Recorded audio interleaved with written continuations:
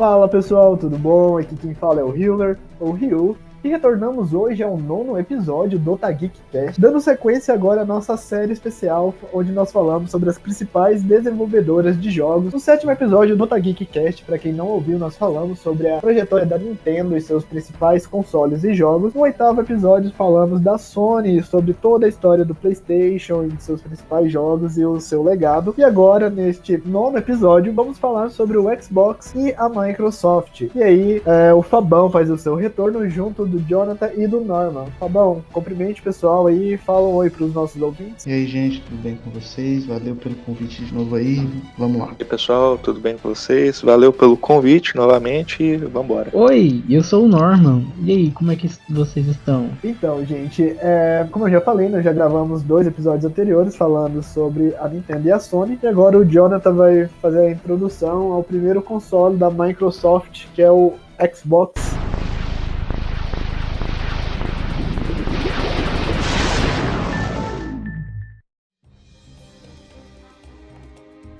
Pessoal, o Xbox ele começa antes mesmo do Xbox. Na verdade, com a Microsoft entrando, na indústria dos games. Isso foi nos anos 90. A briga era forte entre Nintendo, Sony, Sega, mas em sistema operacional para PC nada chegava perto do que a Microsoft, com o Windows, conseguia fazer. A Microsoft dominava o setor e ela começou a investir, nesse mercado. O Xbox mesmo, de verdade, ele chegou, ao mercado nos anos 2000. Em 2000, o Xbox começa a aparecer em conferências voltadas para o mercado, como a Game Developers Conference, ou GDC, e lá o Seamus e o Gates, que ambos trabalhavam já na Microsoft. Bill Gates a gente não precisa nem falar quem que é, O Xbox já estava pronto e ele participa da primeira conferência, e ele vem para o mercado. Em relação ao Xbox, o que eu posso falar de início é que eu tive ele lá no começo, mas eu não consigo me lembrar muito bem da minha experiência com o Xbox. Eu sei que eu tive um Splinter Cell lá no início. O Xbox, ele, no início, eu lembro também de eu ter esse contato com ele, e um dos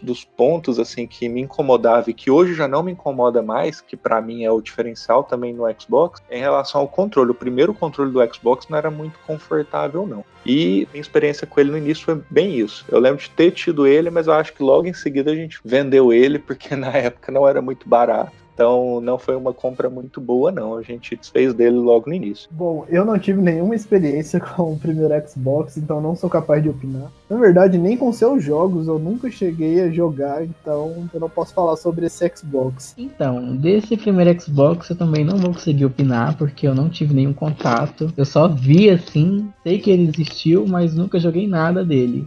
Então não tenho nenhuma opinião formada sobre ele. Também invoco a cartinha do silêncio. Eu não conheço muito pouco, só sei de alguns jogos que fizeram sucesso. Nunca joguei nada, nunca vi um de perto, então. Mas sabe que existe, né? Claro. E a nível de curiosidade, o que é legal falar, que o Xbox ele tinha no início, a primeira versão dele, ele tinha um componente de áudio e gráfico da Nvidia, chip Intel Pentium 3, com o dobro de processamento do PlayStation 2, e um disco rígido de 8 GB. Que época, meus amigos. Brabo. É. E o nome dele era pra ser DirectX. Ah, sim. Diminuíram o nome dele. A arquitetura dele foi feita em cima do DirectX, né? Exatamente. Certo. Bom, nós não temos muito o que falar, desse Xbox, mas, Fábio, você falou que conhece alguns jogos deles, você pode citar alguns? O primeiro Halo que saiu lá, acho que é o mais... popular. O mais popular, que eu acho que introduziu o Xbox Live, o pessoal jogava online nele, eu acho que era o Halo mesmo. O que eu ouvi, que eu sei que foi um dos mais famosos, assim, porque, exclusivo do console, primeiro, veio junto com ele.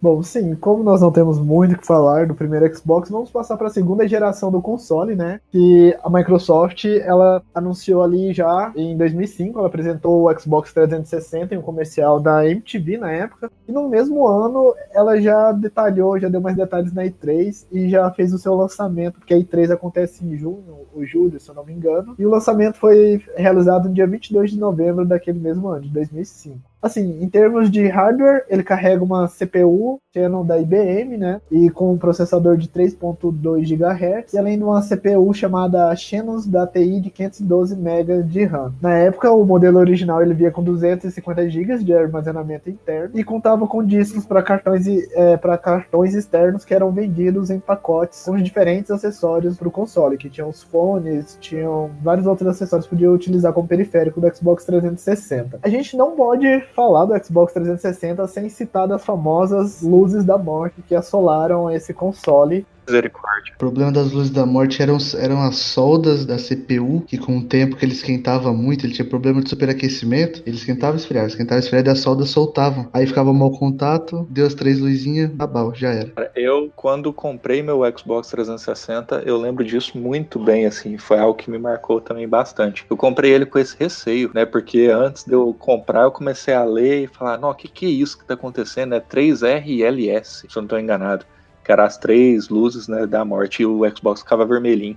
E depois, o que foi interessante, que saiu até notícias, né, que a própria Microsoft abriu um período de recall, né, pediu para devolução do videogame, depois teve que gastar muita grana aí reembolsando uma quantidade X de pessoas, porque os Xbox 360 deram muito problema, né. Existia toda uma cultura, assim, de medo de você comprar um Xbox e dar esse problema das 3 luzes vermelhas e não ter como recuperar. E acabava que muita gente tinha, assim, receio de adquirir o Xbox na época. Mas um outro problema que é recorrente do Xbox 360 é que a gaveta de disco dele, qualquer coisinha ela dava problema. Ou ela emperrava, ou dava algum tipo de BO. Ela era muito sensível também. Apesar de ser um console parrudo, muito bem produzido, assim, o design dele é muito bem produzido. Mas tem um drive de inserir disco muito mal planejado, né? Principais jogos exclusivos do Xbox, eu não sei citar, alguém sabe citar os... Gears of War, Halo, Forza. Alan Wake.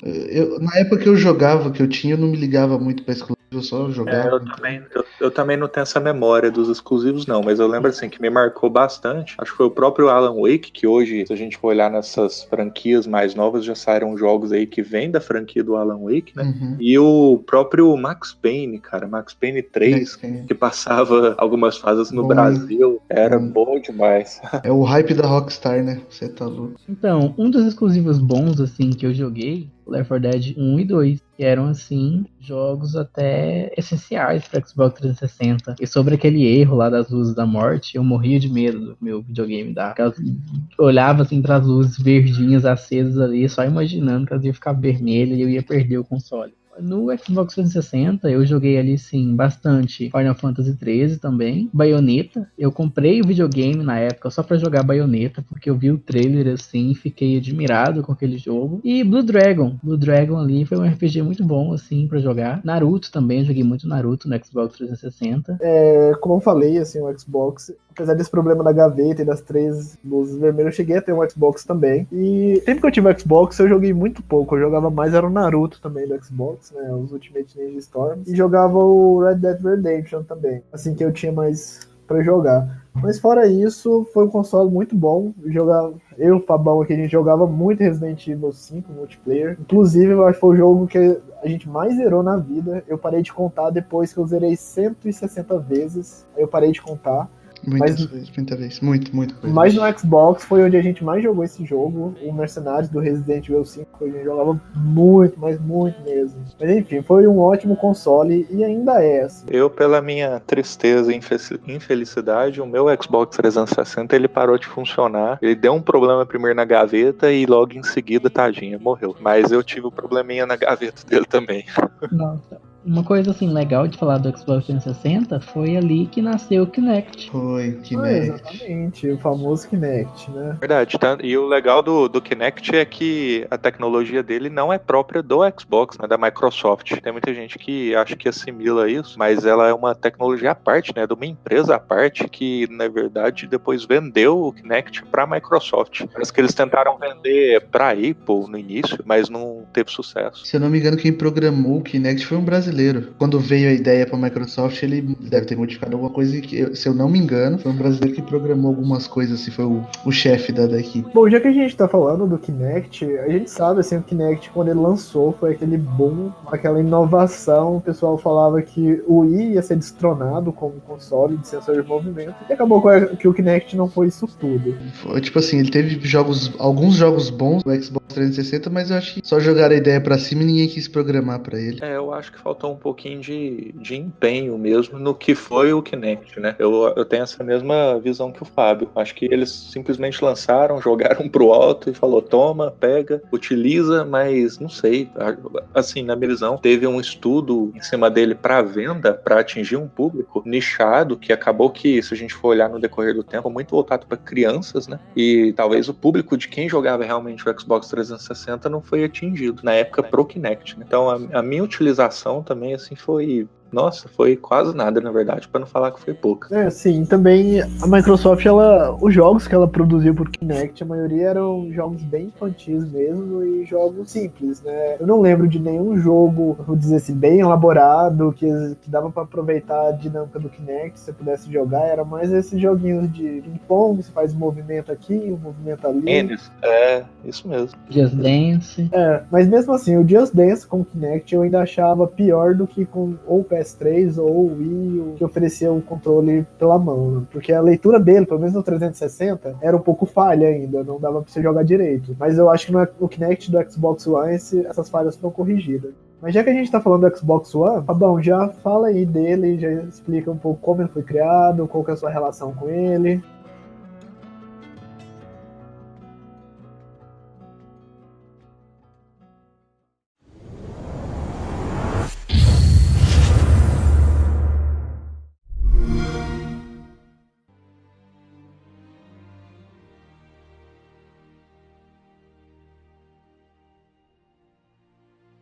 Quem tá ouvindo esse podcast e tá na publicidade, propaganda, marketing, o anúncio dele na E3 de 2013 foi a pior coisa que já fizeram na história disso tudo aí. Porque tem vários memes falando sobre como os caras falaram de TV e esportes. Tipo, o foco, os jogos, esqueceram. Quando anunciaram na E3, ele tinha uma porta, tanto eu tenho até hoje no Xbox One. No One S, eu não sei se no One X tem. Que você pode ligar o aparelho da sua TV a cabo para o Xbox retransmitir. E tipo, ele ia ter os conteúdos adicionais de TV a cabo, um monte de coisa. Eles esqueceram, tava tipo, saindo do fator jogos, achando que acabaria isso, e indo pra TV por assinatura, essas coisas. Outro erro também foi eles venderem. A primeira leva de Xbox One foi com o Kinect. Não tinha a versão sem. Como no Xbox 360 ele já não tava tão assim, já o pessoal já não tava gostando tanto. Ter que engolir a versão 2.0 do Kinect, o pessoal não tava gostando. Mas ele trouxe algumas modificações assim de hardware bem interessante, um pouquinho inferior ao PS4. Mas como esse marketing todo ruim da Microsoft, tanto é que o PlayStation 4 destroçou o Xbox dessa geração inteira. E também no começo o Xbox precisava 100% do tempo estar conectado à internet para ele funcionar. Um erro gritante, porque nem todo mundo tinha uma conexão boa, o pessoal às vezes não queria jogar online, etc. Outro problema também que tinha era o compartilhamento de jogos, que o pessoal não podia nem emprestar o jogo pro coleguinha, tanto que a Sony fez um vídeo zoando a Microsoft, tipo, pra você poder emprestar um jogo pro seu amigo, é só você entregar pra ele. Assim, o marketing do Xbox foi muito, muito ruim. E pra tentar dar uma melhorada nisso, eu acho que viram que o pessoal tava muito... O pessoal do marketing, toda a gerência toda, ele tava ruim, colocaram o Phil Spencer, que agora ele deu um ar melhor para a Microsoft e o Xbox One. Assim, você tá falando aí da E3, eu lembro da época que foi anunciado. Eles pensaram assim, que o conceito de console apenas para jogar jogos acabou. Agora é uma central multimídia que Sim. é tudo o que você quer neste único aparelho.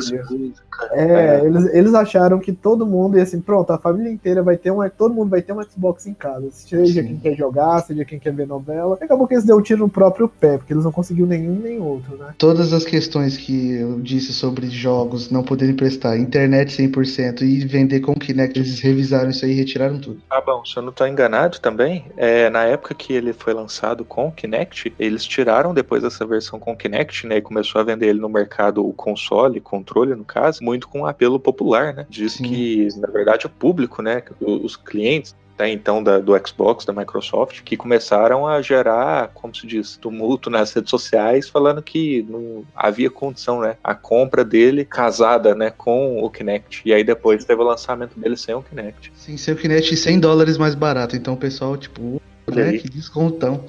Só o desconto só não era maior se não comprasse, né? Exatamente.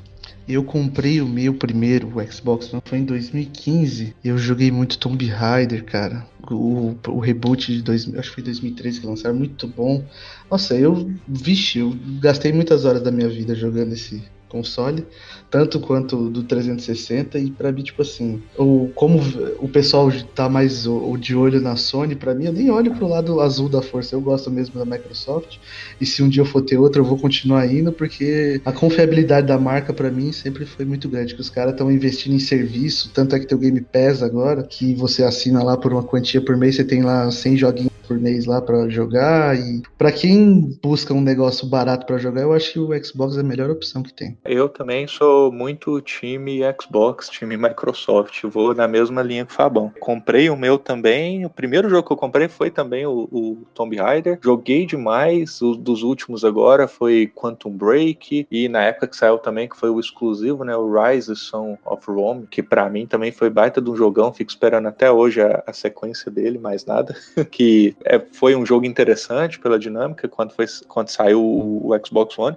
e também o Dead Rising 4, né? Se eu não estiver enganado, você me corrige aí, Fábio. Mas Dead Rising 4 foi outro jogo assim que me marcou bastante. E eu gosto muito, cara. E é um videogame muito bom, cara. A live funciona muito bem. Gosto muito da questão da anatomia do controle, que traz uma certa leveza para você jogar e até em relação a conforto, né? Para mim, o controle é 1000 vezes melhor do que o do PlayStation 4. Gosto do PlayStation, mas tô no mesmo time do Fábio, né? Time Xbox aí. Bom, eu particularmente não tive muitas experiências com o Xbox One, mas eu sei que é um ótimo console, assim, eu reconheço que apesar dessas cagadas que ele teve no lançamento, como console em si, ele é um ótimo console, porque ele tem uma vasta biblioteca de títulos para você jogar. Mesmo que você não tenha dinheiro para comprar jogos caros, você ainda consegue aproveitar um jogo ou outro ali, né? Assim, eu também não tenho muito a falar dele, porque eu não tive muitas experiências, mas eu reconheço como um ótimo console. Se eu tivesse condição hoje, eu teria um, principalmente para jogar os exclusivos, como State of Decay, que é muito bom, mas no mais, eu, mesmo sendo sonista, eu reconheço o quanto a Microsoft investe nos consoles dela, então é um ponto ali muito positivo pro Xbox One hoje em dia. Sim, e aproveita já que você tá falando e passa pra próxima versão, né, que não é o próximo console, só que é só uma outra versão, já que eu não posso falar que é Xbox One Pro, né? O Pro é do azulzinho lá, você tá errando a mão. Ah, e só a nível de curiosidade também, ô Norma, antes de você começar, o que é interessante a gente falar é que o Xbox hoje, a cor verde, né, a gente olha muito pro PlayStation hoje e já vê o azul, né? A cor verde foi meio que por acaso, né? Dizem na história que o designer, não sei, que tava ali criando a logo, né, do Xbox, ele tinha uma única caneta verde na mesa. E aí, assim, nasceu a cor verde que marca até hoje aí o Xbox. Tá vendo? E o nome dele era Albert Einstein. Tem cara de ser aqueles relatos de empresário. Aquelas fanfic do LinkedIn. Não duvido, mas tem cara.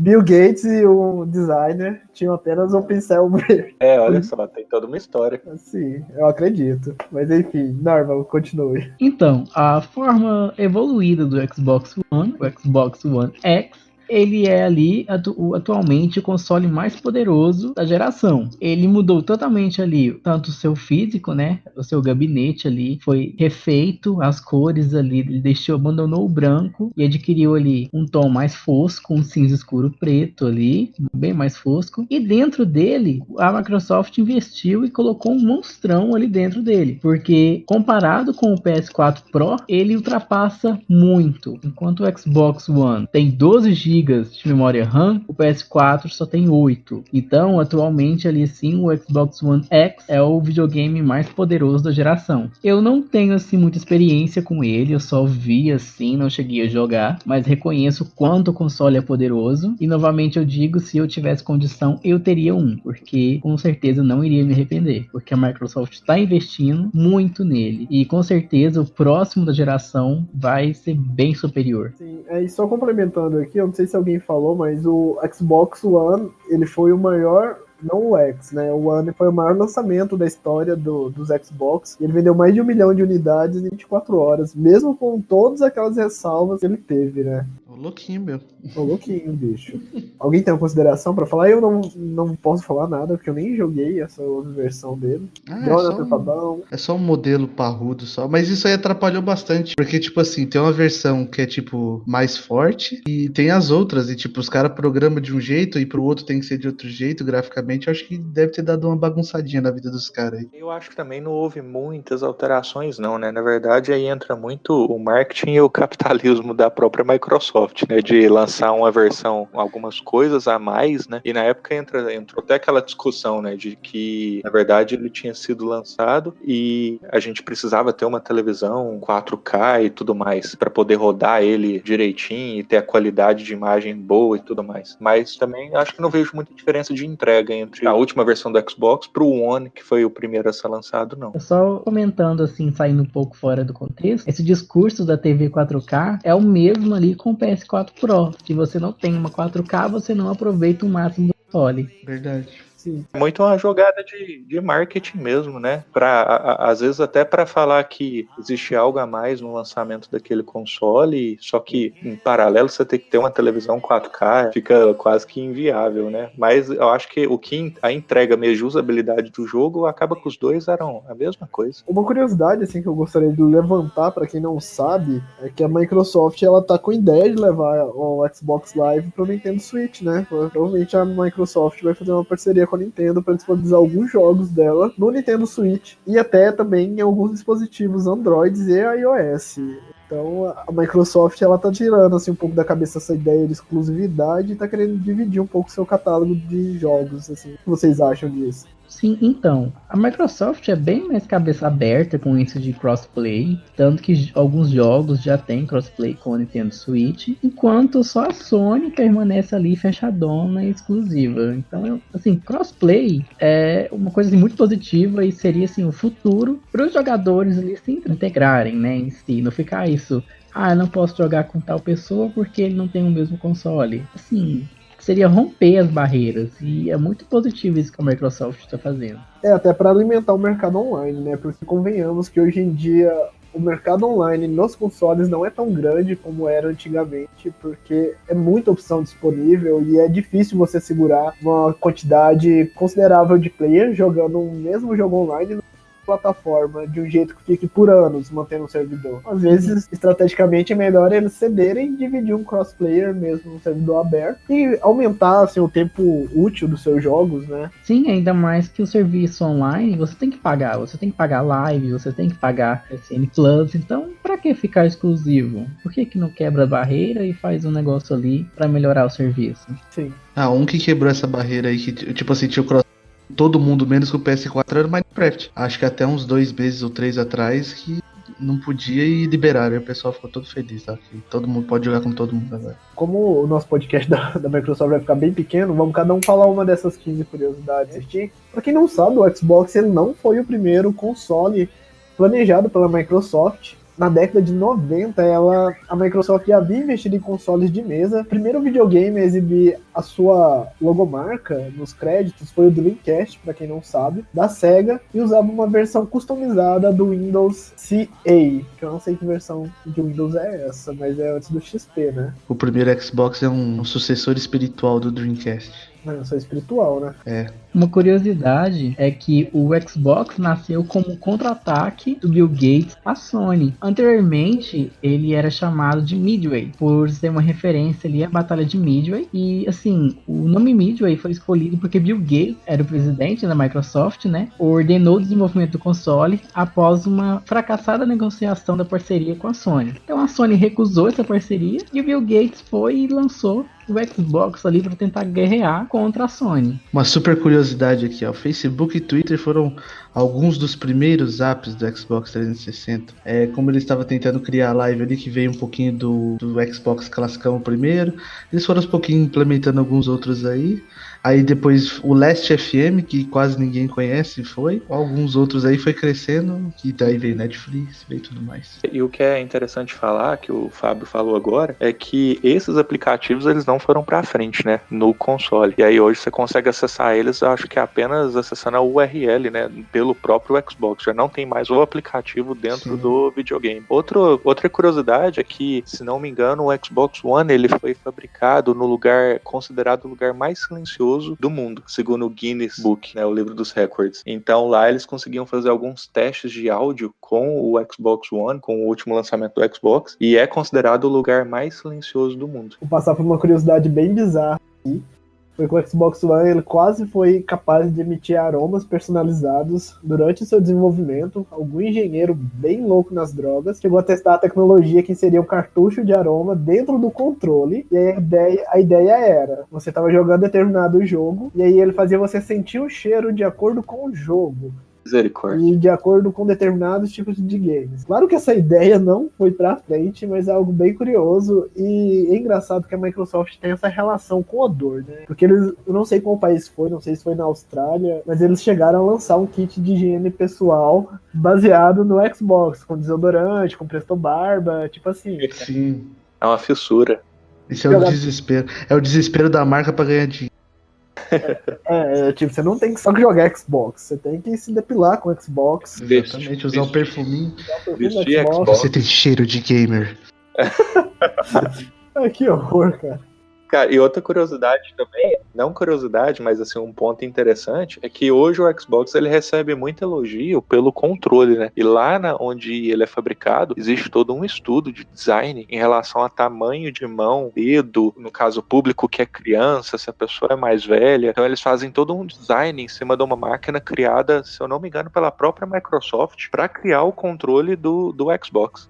Interessante. Se eu não me engano, o Xbox, assim, desses consoles, o controle dele é o que tem a melhor pegada, né? Mais confortável. Mais confortável. Eles se preocupam tanto com isso que eles lançaram um controle adaptivo, né? Pra pessoas que têm deficiências com as mãos e tal. Olha só, tirar o chapéu. Que massa. Mas é isso. Eu acho que nós já podemos começar a encerrar esse podcast. Alguém tem alguma consideração pra dar sobre o próximo modelo do Xbox que ainda vai ser lançado esse ano? Alguém pode falar melhor sobre? Acho que com o investimento que a Microsoft tá fazendo em estúdio e marketing, eu acho que pode dar bom pra eles, porque o Xbox One tá cagado, coitado. Eu acho também que tá tendo muito estudo em cima dele, e acredito que o objetivo, assim, acho que o foco agora da Microsoft é trazer um videogame aí que consiga superar um pouco aí, apesar de eu gostar muito do One, mas esses delays, né, pra não falar outra coisa que teve no One, né, acho que boa expectativa, né, em relação ao lançamento dele, é aguardar mesmo. Com certeza a geladeirinha da Microsoft vai ser muito potente, vai bater de frente com o PS5, ou senão vai superar ele, né, no lançamento. Então eu só tenho, assim, boas perspectivas para esse lançamento dele. Bom, e as minhas considerações eu já falei pouco, né, mas só complementando, eu acho também que vai ser um ótimo console, e alguém me corrija se eu estiver errado, mas parece que a Microsoft está investindo muito em jogos originais para esse próximo console, né, em franquias novas. Eu não sei, vocês viram disso, ou eu estou falando abobrinha?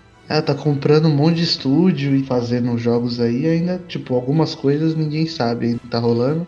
Acho que vai vir mesmo, assim, uma enxurrada de jogo na próxima geração mesmo. Eu vi isso também, acredito que seja para essa próxima geração. Tá tendo realmente muita, acho que parceria, né, entre estúdios e a própria Microsoft para lançamento de jogos exclusivos, né? E assim, Microsoft tem hoje, se a gente for olhar o Xbox, ele tem um histórico bacana, né, de jogos exclusivos. Acho que a expectativa ela permanece boa em relação a isso também. Então é isso, pessoal. Já demos as nossas considerações finais. Eu acho que agora, relacionado ao PS5 e ao próximo Xbox, nós vamos ter informações só mais próximo da E3 ou próximo dos eventos da Sony e da Microsoft. Lembrando que quando ocorrer a E3, o Otageek vai fazer a cobertura, a gente ainda não sabe por qual mídia, até lá ainda tem muita coisa para acontecer. Então, Fabão, já se despeça do pessoal. Valeu aí, meus queridos, obrigado pelo espaço aí. Segue nós na Twitch lá. Fabão, é nóis, brigadão. Pessoal, obrigado pela oportunidade de novo, pelo convite e vamos aí, seguimos juntos para mais uma cobertura e tal, e mais uma outra oportunidade aí de Octageek Cast. Até mais. Então, muito obrigado aí pelo espaço novamente. Se inscrevam no meu canal, Player Norman, e sigam no Instagram também, Player Norman, e até a próxima. Então é isso, pessoal. Muito obrigado se você ouviu esse podcast até o final. Ficamos muito agradecidos. Escute os episódios anteriores do Otageek Cast, da Nintendo e da Sony. Então é isso e até a próxima.